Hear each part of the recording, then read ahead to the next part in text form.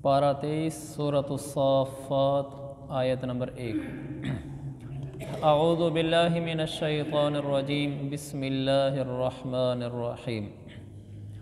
वस्साफ़्फ़ाति सफ़्फ़ा फ़ज़्ज़ाजिराति ज़जरा फ़त्तालियाति ज़िक्रा इन्ना इलाहकुम लवाहिद। पहला लफ्ज़ दोबारा देखें। वस्साफ़्फ़ाति, स्वाद पर भी शद और खड़ी ज़बर, फ़ा पर भी शद और खड़ी ज़बर। वस्साफ़्फ़ाति सफ़्फ़ा। अल्लाह ताला ने फरमाया, कसम है उनकी जो सफ़ बांधते हैं, सफ़ बनाते हैं, फिर उनकी जो रोकते हैं, फिर उनकी जो ज़िक्र की तिलावत करते हैं।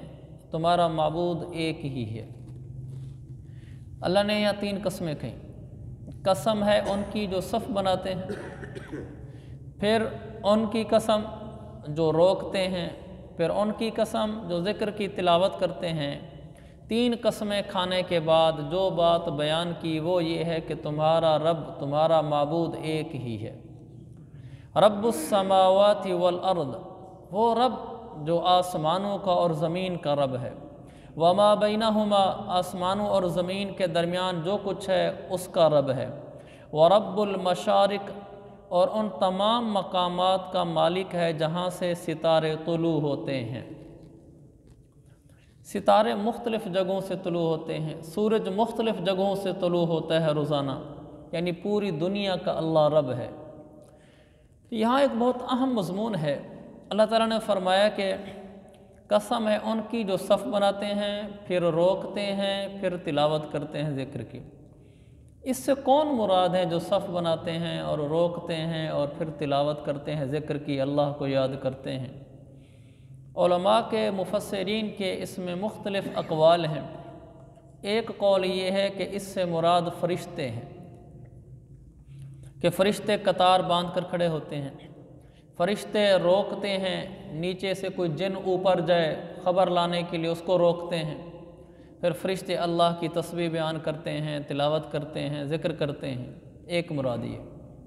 दूसरा मतलब ये है कि इससे मुजाहिदीन मुराद है, जो मैदान जिहाद में जब जाते हैं तो सफ़ बनाकर खड़े होते हैं, मुनज़्ज़म तरीके से दुश्मन से लड़ते हैं, फिर दुश्मन को रोकते हैं वो, और उसके बाद फिर अल्लाह का ज़िक्र भी साथ साथ करते रहते हैं। जंग लड़ते हुए अल्लाह से गाफिल नहीं होते।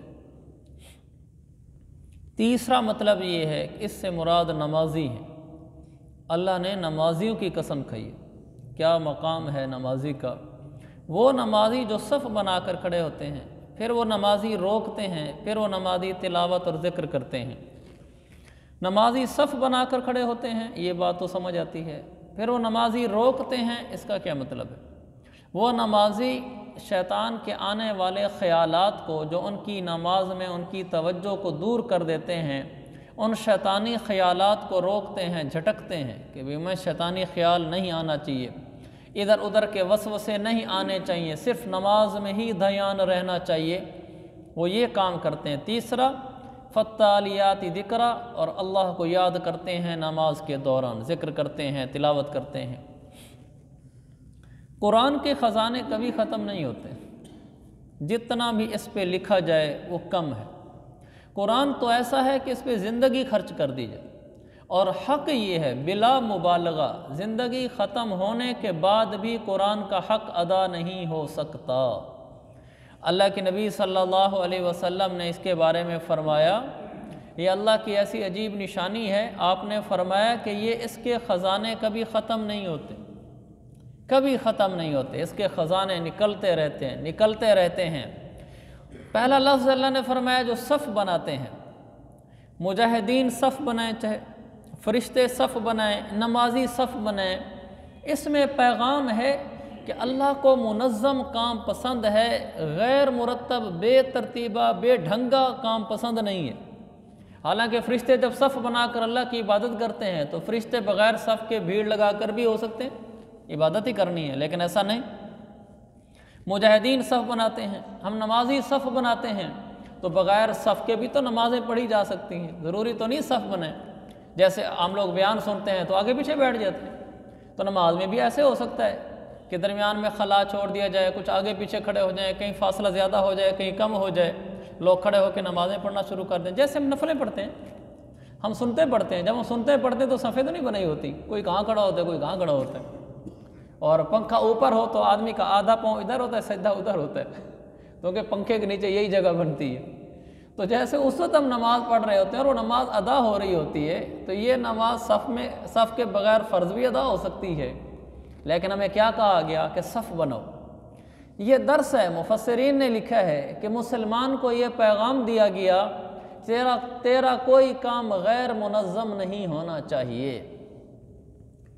आदमी का घर है, बेडरूम है, दफ्तर है, दुकान है, उसके कपड़े रखने वाली अलमारी है, जूते रखने वाली जगह है, हर चीज़ तरतीब और सलीके से होनी चाहिए। और ये अल्लाह के नबी की सुन्नत भी है, एक दफ़ा पहले भी ये मज़मून हमारा आ चुका है।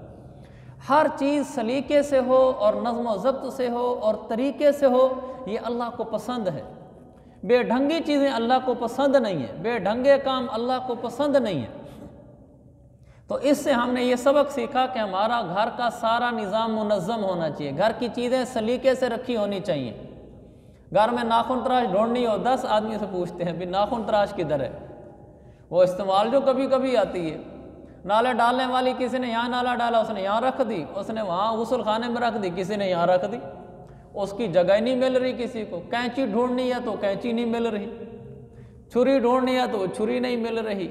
तो ऐसा घर हमारा गैर मुनज़्ज़म हुआ पड़ा होता है कि जैसे सलीका नाम की कोई चीज़ ही ना हो। ये सादगी नहीं है, ये कोई उसका भोलापन, उसकी खूबी नहीं है, ये उसकी खामी है। इस्लाम ऐसा नहीं है, इस्लाम नज़्म व ज़ब्त तरीका सिखाता है। हमारी नाखून तराश की एक ही जगह मुतय्यन होनी चाहिए, और ऐसे ही कैंची रखने की एक जगह मुतय्यन होनी चाहिए, छुरी रखने की, छोटी छुरी की, बड़ी छुरी की जगह मुतय्यन होनी चाहिए, ताकि जो आदमी भी छुरी इस्तेमाल करे, छुरी इस्तेमाल करने के बाद वहीं रख कर आए। हम कहते हैं इधर ही पड़ी रहे, कैंची है तो वहीं रख कर आए, नाखून तराश वहीं रख कर आए। ये छोटी सी चंद सेकंडों की ज़हमत करनी पड़ती है, लेकिन अगले के कई मिनट बच जाते हैं, अगले की परेशानी ख़त्म हो जाती है। तो ये हम सारे नियत करें, हम इन चीज़ों को मुरतब रखेंगे, सलीके से रखेंगे, ये हमारा दीन है। कपड़े भी ऐसे ही होने चाहिए, ऐसा ना हो कि हमारा कपड़े ये मेरा स्वेटर है, ये जर्सी है, ये मेरा इस्त्री किया हुआ सूट है, ये बग़ैर इस्त्री किया हुआ सूट है, ये मेरा तकरीब में पहनने वाला है, ये मेरा योमिया पहनने वाला है, ये सर्दियों के सूट खड़े हैं, ये पीछे गर्मियों के खड़े हैं। हमारी जो अलमारी है वो मुरतब तरीके से खड़ी हो। ऐसा ना हो कि कपड़ों ढूंढता फिर रहो भी आज कौन सा सूट पहनना है। जो सूट हमने आज पहनना है वो सबसे आगे खड़ा हो, बग़ैर किसी परेशानी के हम जाएँ अलमारी खोलें, सबसे पहले वाला हैंगर उतारें, बस वो सूट पहन लें। कल जो मैंने सूट पहनना है वो उसके साथ पीछे तरतीब से खड़ा हो, ताकि मुझे उसमें परेशानी ना हो। फिर कपड़े उतारे हैं, ये नहीं कि कहीं फेंक दिए, नहा के कपड़े वहीं डाल दिए। कपड़े रखने की एक जगह होनी चाहिए कि जब मैं पुराने कपड़े रखता हूँ मैले, तो मैं कहाँ रखूँ। घर के अंदर एक जगह मुतय्यन होनी चाहिए, आदमी कपड़े वहीं रख कर आए। हर चीज़ को एक तरतीब और सलीके से रखना चाहिए, ये हमारा दीन है। जूते भी ऐसे ही होने चाहिए, ये मेरे शादी खुशी वाले जूते फ़लाँ जगह रखे हैं, योमिया जूते फ़लाँ जगह रखे हैं, फ़लाँ चीज़ फ़लाँ जगह रखी है। ये इस्लाम हमें नज़्म व ज़ब्त सिखाता है कि आपकी ज़िंदगी सलीके वाली हो, सुलझी हो, इस पर हमें सवाब मिलेगा। ऐसा करने से हमें सवाब मिलेगा अगर हम काम को इस तरह सलीके से करेंगे, नज़्म व ज़ब्त के साथ करेंगे। दफ्तर की चीज़ें हैं वो सब सलीके से पड़ी हों, ऐसा ना हो कि इधर स्टेपलर पड़ा है, उधर पेन पड़ी हैं, इधर मोहर पड़ी हुई है, उधर कागज़ पड़े हुए हैं, इकट्ठे एक दस्ते पे दस्ते पड़े हुए हैं। जो ज़ायद होते जाएं उनको साइड पे करते जाएं। अलग दराज़ें बनी होती हैं, भाई ये मेरा फजूल कागज़ हैं, ये डस्टबिन में, ये मेरा साबका रिकॉर्ड है दफ्तर का, ये फ़लाँ खाने में, उसी तरतीब से आता चला जाए। ये मेरा योमिया बुनियादें पर आने वाले कागज़ हैं, वो टेबल के ऊपर। हमारा हर काम इस तरीके से मुरतब हो तो फिर ज़िंदगी सुखी भी बनती है और मुसलमान की ज़िंदगी में सलीका भी दिखाई देता है, फिर आदमी को अच्छा लगता है। और ये हमारा दीन है, ये हमारा मज़हब है। रसूल पाक सल्लल्लाहु अलैहि वसल्लम की ज़िंदगी साफ़ सुथरी, मुरतब, मुनज़्ज़म हुआ करती थी। गैर मुरतब बेढंगी ज़िंदगी आपकी नहीं थी। आपके औकात तक मुतय्यन थे। कि इस टाइम आपने क्या करना है, इस टाइम आपने क्या करना है। रोज़ाना आप असर के बाद तमाम बीवियों के घर तशरीफ़ ले जाते थे, रोज़ाना। कभी कोई आर्जा आ गया तो अलहदा बात है, वरना आपकी ज़िंदगी मुनज़्ज़म थी। हर रोज़ असर के बाद जाते, तमाम अज़वाज मुतहरात को सलाम करते, उनके पास थोड़ी थोड़ी देर बैठते, फिर आप उस घर में आ जाते जिस घर में आपकी रात की बारी होती थी। अगले दिनों बारी तब्दील हो जाती थी, लेकिन असर के बाद सबको टाइम देते थे और रोज़ाना देते थे। ये आप सल्लल्लाहु अलैहि वसल्लम का नज़्म व ज़ब्त था। आप जब आते थे सुबह मस्जिद नबवी में, आप तहज्जुद के लिए कभी यहाँ आ जाते थे। आप जब यहाँ आते थे तो हदीस में आता है आप ऐसे सलाम करते थे कि जागने वाला सुन लेता था, सोने वाला बेदार नहीं होता था। ज़िंदगी का सलीका देखें, आपने सलाम किया है, जो आदमी जाग रहा है तो वो सुन लेता था, धीमी आवाज़ में सलाम पेश करते थे, ज़ोर से नहीं करते थे कि किसी को जाग आ जाए कि तहज्जुद का वक्त है, नमाज उस पर फ़र्ज़ नहीं है, उसको क्यों उठाया गया है। ऐसी मुरत्तब और मुनज़्ज़म और सलीका वाली हमारे पाक पैगम्बर सल्लल्लाहु अलैहि वसल्लम की मुबारक ज़िंदगी थी। तो इससे हमने ये सीखा, ऐसे हमारी दुकान का सामान, दुकान में चीज़ ढूंढनी ना पड़े कि हमारी चीज़ कहाँ रखी हुई है। हर आइटम के लिए अलहदा खाना हो और हमें पता हो कि इसमें फ़लानी चीज़ है, इसमें फ़लानी है और इसमें फ़लानी चीज़ है। ये स्टॉक हमारा खुल गया है और ये स्टॉक हमारा खुलना है। उन सारी चीज़ों को सलीके के साथ रखा हो और वो हमारी मालूमात में हो। ऐसा होना चाहिए कि अगर दुकान में किसी चीज़ के बारे में हमें पूछा जाए कि वो चीज़ कहाँ रखी है, अंधेरे में भी हम उंगली रख के बता सकें कि यहाँ रखी हुई।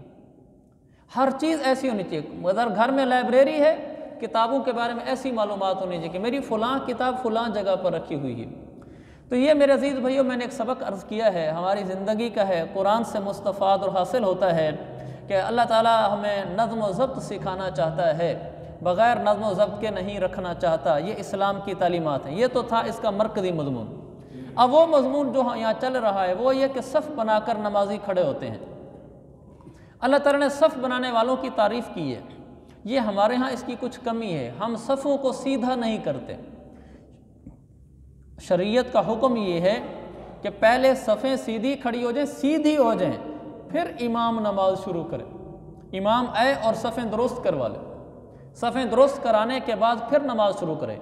अल्लाह के नबी तशरीफ़ लाते थे तो ऐलान करते थे, सव्वू सुफूफकुम फ़इन्न तस्वियत सफ़्फ़ि मिन तमाम सलाह। बुखारी की हदीस है।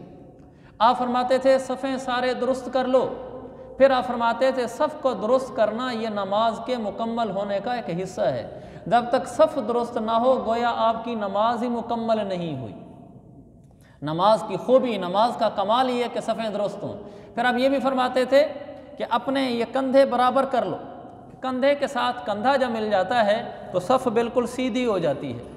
और फिर आप फरमाते थे कि शैतान के लिए दरमियान में खाली जगह ना छोड़ो, ला तज़रू फ़ुरजातन फ़ुरजातिन लिश्शैतान, शैतान के लिए दरमियान में खाली जगह ना छोड़ो। एक नमाज़ी खड़ा है, साथ दूसरा नमाज़ी है, इनके दरमियान खला नहीं होना चाहिए, कंधे से कंधा मिला होना चाहिए और सफ़ें टेढ़ी ना हो। आपने फरमाया अगर तुम आगे पीछे हो जाओगे, टेढ़े हो जाओगे तो तुम्हारे दिल टेढ़े हो जाएंगे, दिल तुम्हारे टेढ़े हो जाएंगे, इससे दिलों पर असर पड़ता है।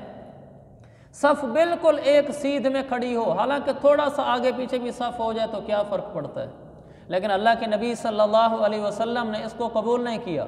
आप जिहाद में भी सफ़ें सीधी करते थे। मशहूर हैं आपके एक दो वाक़े, सवाद बिन गज़िया का वाक़या मशहूर है।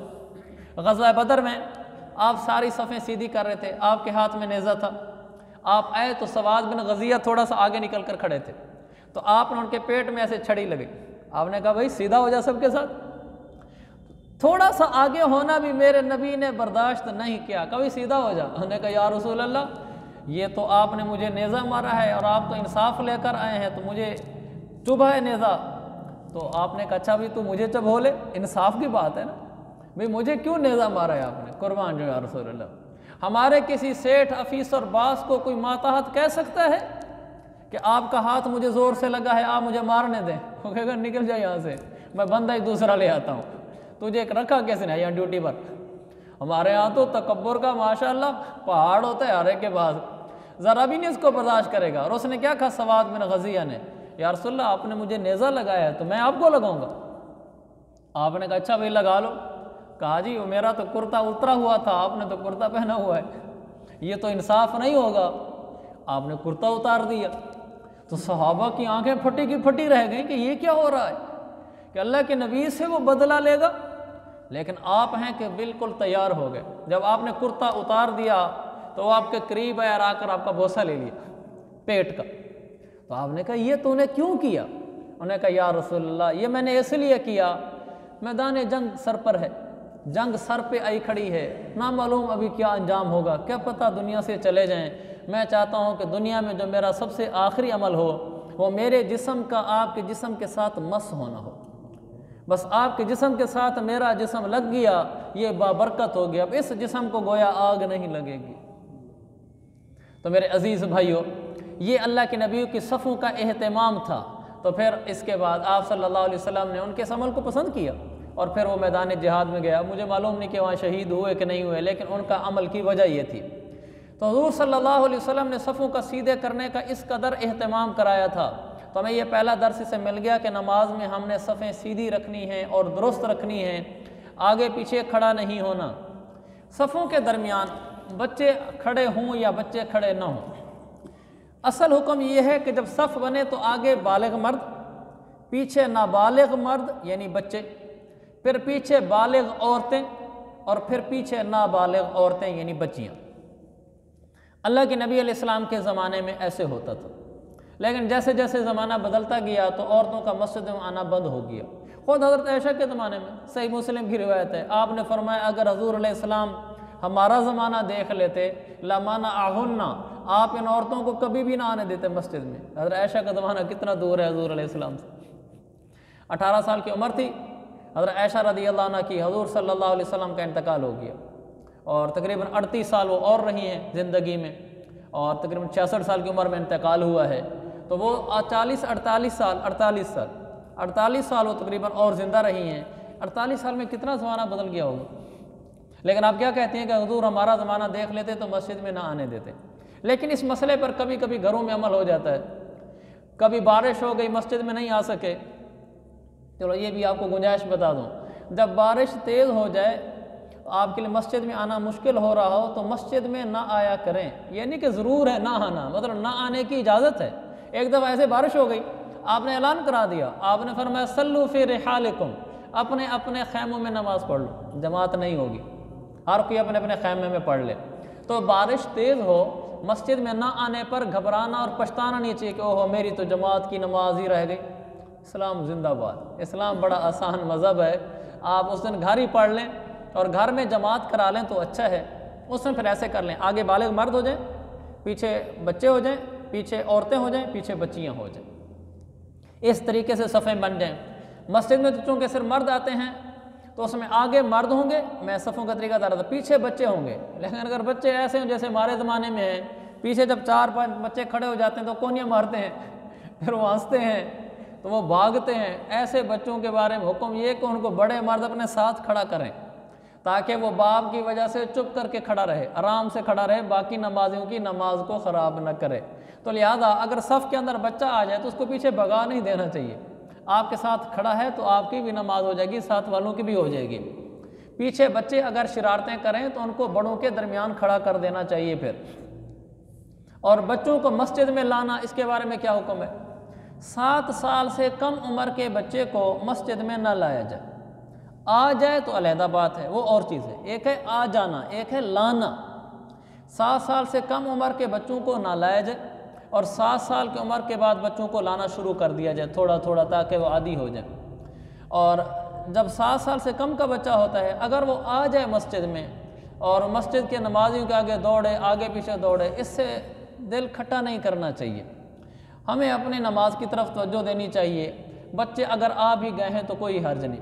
हजूर सल्लल्लाहु अलैहि वसल्लम के ज़माने में तो हज़रत हसनैन का वाक़या तो सब ने सुना हुआ है, क्योंकि हज़रत फ़ातिमा के घर जिन्होंने भी मस्जिद नबी देखी उनको मालूम है, जहाँ हम सलाम पेश करते हैं वो हज़रत आयशा का हुजरा है। हज़रत आयशा के हुजरे के साथ मुत्तसिल पीछे हज़रत फ़ातिमा का हुजरा है। तो वो वही मस्जिद रियाजुल जन्ना है और साथ ही हज़रत अली हज़रत फ़ातिमा का घर है। तो वो उसमें से निकल कर फुदक फुदक कर वो मस्जिद में आ जाया करते थे। तो अल्लाह के नबी ने कभी डांटा नहीं उनको। और कभी कभार आप बच्चे को साथ भी लेकर आ जाते थे, लेकिन हज़रत उमामा को साथ लाते थे, आपकी नवासी थी। उमामा बिनते अबिल आस हज़रत ज़ैनब की बेटी, उनको कभी साथ भी ले आते थे, कंधे पर बिठा लेते थे, फिर नमाज़ पढ़ते थे। तो नमाज कमाल है, बच्चों के साथ मोहब्बत भी।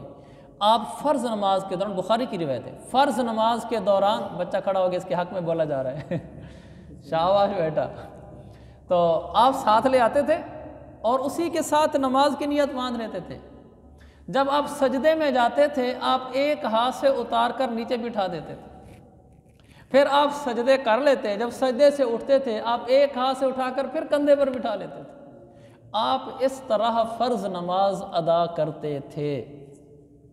तो अगर कोई बच्चा आ भी जाए उसमें मस्जिद के अंदर, तो उस पर बददिल भी नहीं होना चाहिए। अलबत्ता छोटे बच्चे चूँकि अमूमन ख्याल नहीं रखते, 7 साल से कम वाले, इसलिए उनको लाने में ज़रा एहतियात कीजिए। ये सफ़ के बारे में और मस्जिद में सफ़ को दुरुस्त करना, सफ़ में बच्चों का खड़ा होना और बच्चों को मस्जिद में लाना, इस बारे में है। आगे फरमाया फ़ज़्ज़ाजिराति ज़ज्रन, कि वो नमाजी एक तो सफ़ सीधी करते हैं और दूसरा वो ख्यालात को रोकते हैं। हम कहते हैं ना ध्यान वाली नमाज, खुशू खुजू वाली नमाज नसीब हो। हमें कभी कभी ख्याल आता है ये ना बड़े अल्लाह वालों का काम है, ध्यान से नमाज पढ़ना हमारे बस का काम ही नहीं है। ऐसा नहीं है। नमाज ध्यान से पढ़ना, इसका मतलब ये है कि जो अल्फाज ज़बान से निकल रहे हैं, दिमाग की सोच भी उसके साथ चल रही हो, आपकी नमाज ध्यान वाली है। 2 लफ्ज़ नमाज में बोलते हैं, खुशू और खुजू। खुशू का मतलब ये होता है कि आपका दिमाग आपके अल्फाज के साथ साथ चल रहा हो। मेरी ज़ुबान से निकला अत्तहियातु लिल्लाहि वस्सलावातु, तो दिमाग में भी हो कि मैं ये लफ्ज़ पढ़ रहा हूँ, यह ना कि मैं खुद यहाँ हूँ और दिमाग घर सब्ज़ी लेता फिर रहा है कि घर वालों ने सब्ज़ी का कहा था उसका अब क्या हुआ है। ऐसा ना हो, बल्कि दिमाग भी उसके साथ साथ चल रहा हो, यह खुशू है। और खुजू क्या है? खुजू ये है कि नमाज के दौरान हमारे हाथ बेजा हरकत न करें, हमारी आँखें वो बेजा हरकत न करें। नमाज के दौरान हाथ कहाँ होने चाहिए और आँखें कहाँ होनी चाहिए, ये इस तरह हो। नमाज के दौरान ऐसे दाढ़ी को न खुजाया जा रहा हो, कपड़ों से न खेला जा रहा हो और सजदा पूरा किया जा रहा हो, सर उठा के फिर न मारा जा रहा हो, इस तरह आदमी ना कर रहा हो, बल्कि हाथों को वक़ार के साथ रखे पूरी नमाज में और दिमाग को अल्फाज के साथ ध्यान में जमाए रखे। इस आदमी को मुबारक हो, इसकी नमाज खुशू खुजू वाली है। और जिसकी नमाज खुशू खुजू वाली हो, उसको नमाज के इनामात मिलना शुरू हो जाते हैं। जितने नमाज के इनामात हैं ना, मसलन इन्ना सलात तन्हा अनिल फहशाइ वल मुनकर, आदमी नमाज पढ़े तो अल्लाह उसको बेहयाई से और बुरी बातों से रोकता है, ये नमाज अपना असर दिखलाएगी। ये नमाज इस तरह पढ़े अल्लाह इसके दिल को सुकून देगा। ये नमाज इस तरह पढ़े अल्लाह ताला इसकी रोज़ी में बरकत देगा कि जितनी रोज़ी होगी उसी रोज़ी से अल्लाह इसके मसाइल पूरे कर देगा।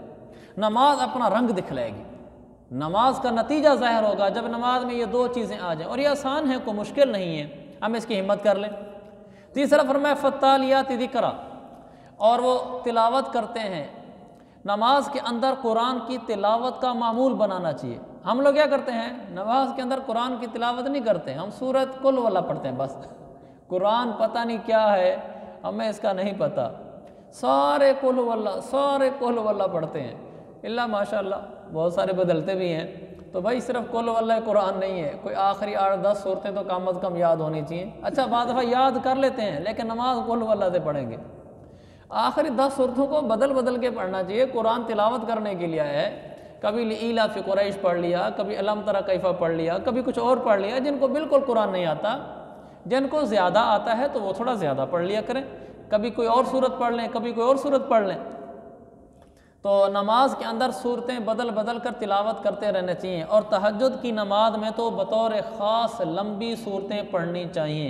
और तहज्जुद की नमाज में तिलावत ऊंची आवाज़ से करनी चाहिए। आहिस्ता आवाज़ से करना जायज़ है, लेकिन जो दिल का नूर ज़्यादा बनता है वो ऊंची आवाज़ से बनता है।